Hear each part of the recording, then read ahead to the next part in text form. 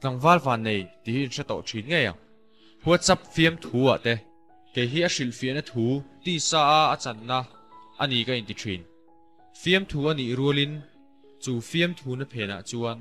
thu dik tam tak aumin ka hria tam tak chu ka soilai mek po hian in nui azamai thei ma se in ril ruwa tlangwal van nei concept hi chu a thena chuan kong hnuailam ani anga a thena chuan khovela wain thachi hiuriu te nulamal mum tak tak te na bai ka leu pual vel te ni che adi ka lom ka tho chu ngai mi lovin nu le pa in siki atanga sang thengi mit vura than tui far mi lo po hian ka nuam ve to ka sin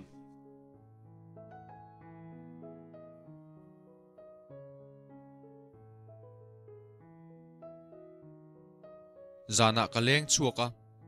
bike nge car kal chuna tura ka boilo ka boina ber jok chu len chu pui tur ka hrelo thin te hi ani economic tam takin kan soyanga len chu pui tur ka van lam ni lovin ke ma hi demand ka sang sia a me pa in min demand na hi a sang em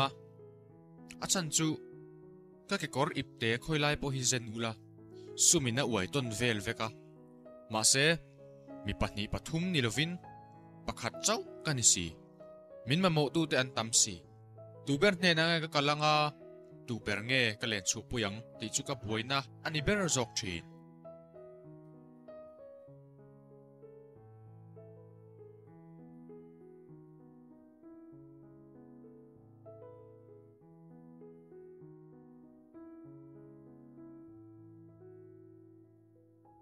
ngai zong po kopila tu ma anin thik ngam lova a in thi ka piang mai kha ka ban mi mai sia ubudate ubi ke chang te te urin dika hawul te hovin chas te pakhat po phoyan har satlaya chuti ang live ka nei chu tlangwal van nei tak chu ka ni chiang asin thian te nen kan raita nuam zong zong hi ka ta emoti mai turani kamit I zong ka hla lova thil chu amana tam po le nuam ka ti mai zela nuam zong zong po nuam ti lo khopa general mai hi ka nap thin a tul chuan thian te po wallet chopin ka pe mai thin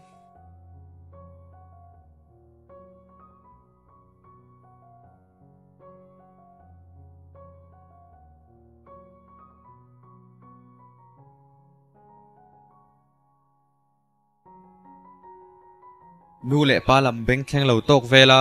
zan lam nun man hnuwa ko shan lama moi to ka han tel le chi pe hi chu nu tam tak hian an fanu te hi soi ngai lo hian aron tok tar chuai ngal maya fel hi alo har lo hle te hian ka thin apur lo to ka tun lai thiam na man thiama mi pat mei chiat na man thiama pathian in khom boi lo to ka ram hoi tui pur mom thiam phei chuan zan lam nun ta chu zai pol mangin kan phi fai le maya tu tam tak hal le pek ti hi lo har lo khop mai me che tam tak ko shana in mang la hi ul sam taka len chu pui thei le si ke pui har sa lo tak tak la hi an tam fu le hala tangwal van ne na ti tam tu an ni ka ti chi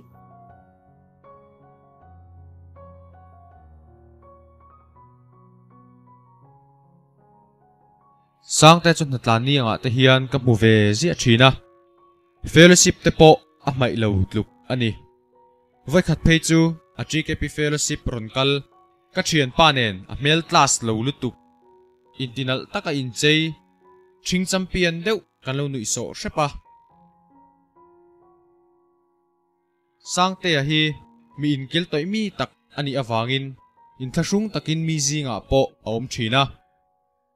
GKP fellowship te hian in thasung tokin kut abeng ve lo thina thian anei vak po ka hrengai lo an soidan chuan ni tina kut na thoka ei zonga nu le pa tho chu ring lova khosa ani ome engma tho hre nei lo tlangwal midang te nei ei tum lova mani tho chu manga din chu tum tat mi ani tin mi te chuan an soi thin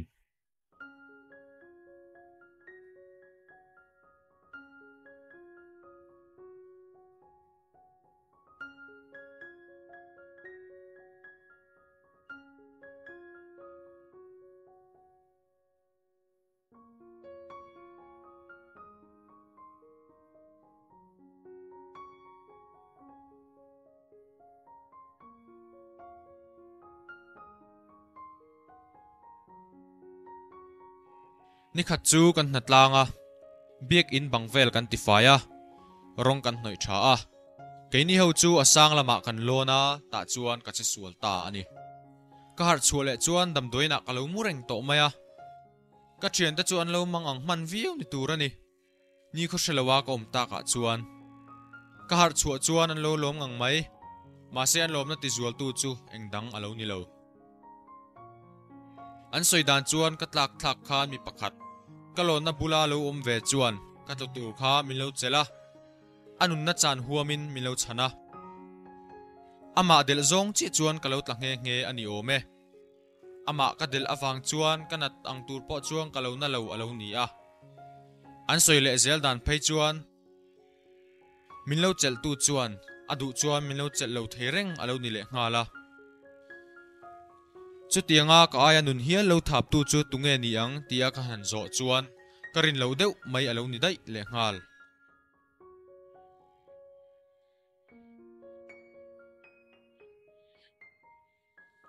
ke bina chuan ka valuta khuma chuan ke ma awanga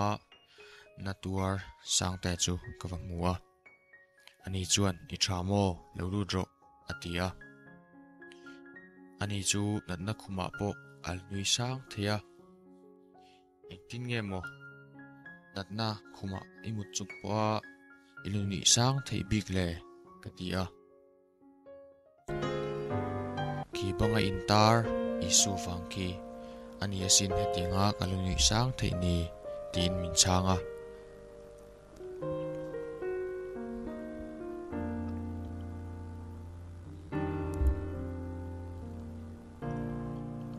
nun hlui ka chui kira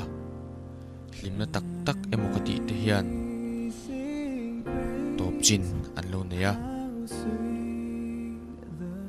khangun laya kalo sual ziate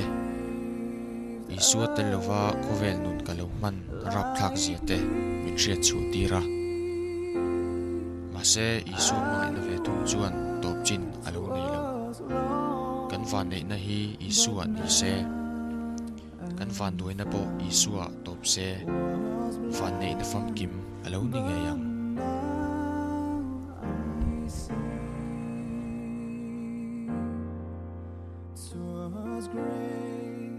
That taught my heart to feel.